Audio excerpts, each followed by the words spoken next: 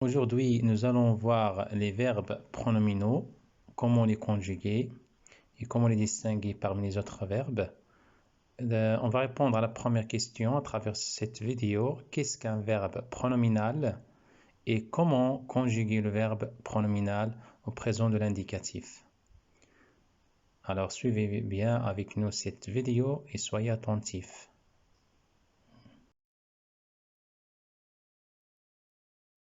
Alors, qu'est-ce qu'un verbe pronominal? Observez bien cette image. Alors, Sarah se brosse les dents.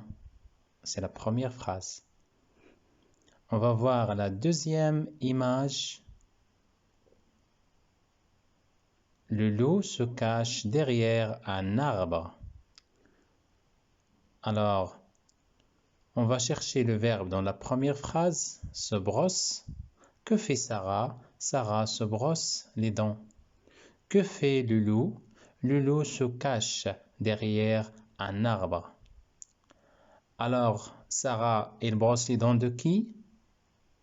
On dit qu'elle brosse ses dents elle-même, c'est-à-dire les dents de Sarah. Alors, le verbe pronominal renvoie toujours au sujet. Le loup, il se cache lui-même derrière l'arbre. Alors, lorsqu'on trouve un verbe pronominal dans une phrase, on l'appelle aussi un verbe réfléchi, c'est-à-dire qu'il indique une action qui émane du sujet et qui fait retour à lui-même. Alors, se cacher et se brosser sont des verbes pronominaux,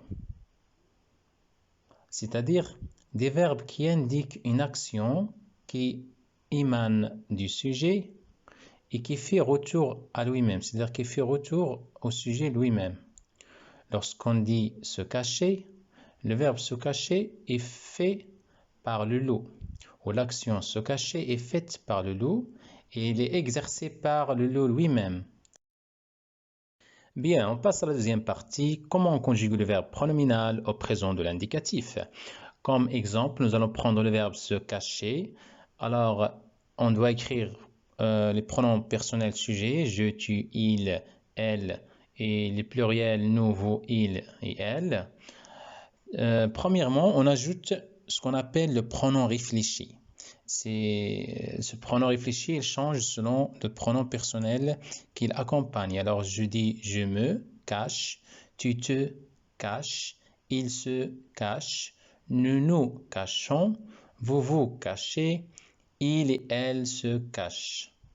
Alors, pour la conjugaison du verbe, on prend toujours le radical, cache, sans ER, et on ajoute les terminaisons de la conjugaison d'un verbe normal du premier groupe présent de l'indicatif, c'est-à-dire, il prend pour la première personne, j'écris à la fin, j'ajoute ES pour la deuxième personne, tu, E pour la troisième personne. Pour nous mettons toujours ONS, EZ et ENT pour la troisième personne du pluriel.